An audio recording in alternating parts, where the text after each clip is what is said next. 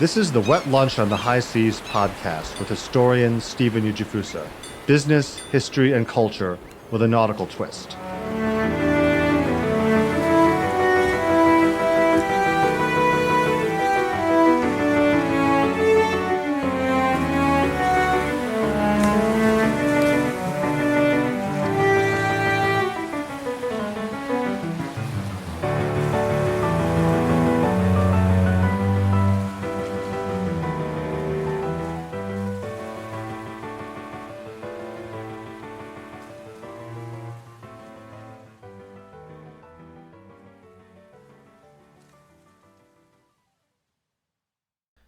This episode is entitled Eulogy for the SS United States, a Viking's funeral for an American treasure.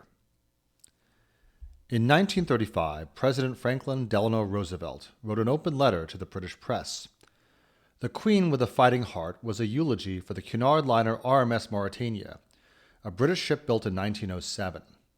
For 22 years, Mauretania held the transatlantic speed record and was a darling of the traveling public. By the mid-1930s, however, the grand old ship had become a victim of changing fashions and the Great Depression. After a year of idleness at a Southampton pier, the ship's fate was sealed. The Cunard Line announced that the outdated liner, once at the cutting edge of Edwardian engineering and luxury, was to be stripped of her fittings and dismantled for scrap. Franklin Roosevelt felt this was a heartless fate for a ship that had been a favorite of so many passengers and had served the British nation as a troopship in the Great War.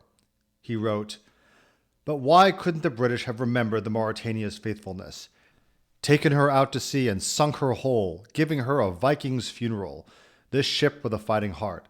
It would be more inspiring to those who come hereafter to know that a ship that was a ship received decent treatment at her death."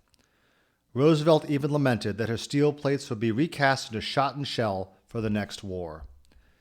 Even a letter from the President of the United States failed to move the Cunard Line executives. She was beached at Rosyth, Scotland, and over the next year broken up and melted down for scrap metal. Bits and pieces of her interiors still survive in hotels and private homes throughout England.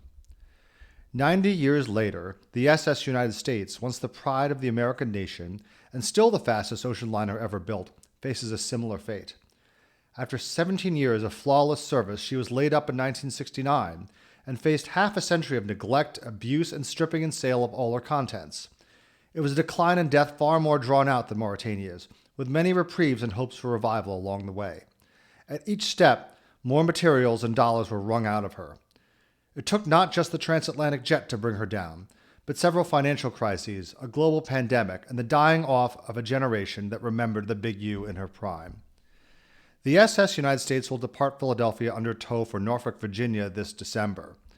There, across the James River from where she was built, she will be cleaned, decontaminated, and prepared for sinking. Her radar mast and iconic stacks will be removed to be saved for use in a future museum. Then the hulk of what was once the SS United States will be towed to the Gulf of Mexico, off destined Fort Walton, where she'll be deliberately sunk as the world's largest artificial reef. This time, Franklin Roosevelt, a president who loved ships and the sea more than any other, will get his wish for a ship that he didn't live to see, but doubtless would have loved.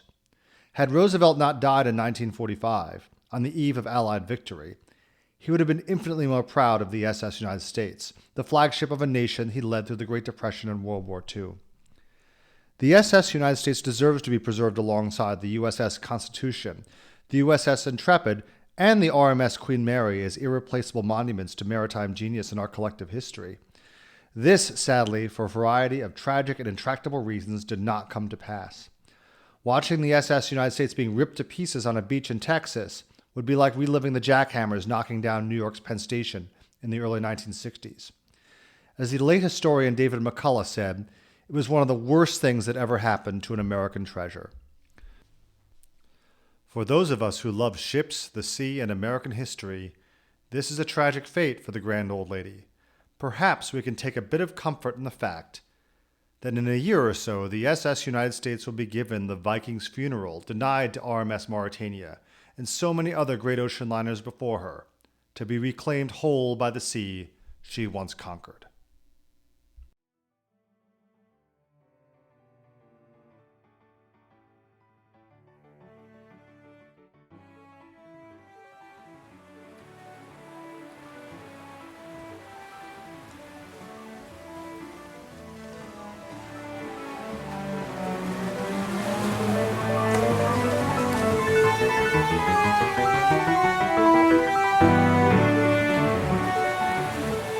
This is the Wet Lunch on the High Seas podcast with historian Stephen Ujifusa.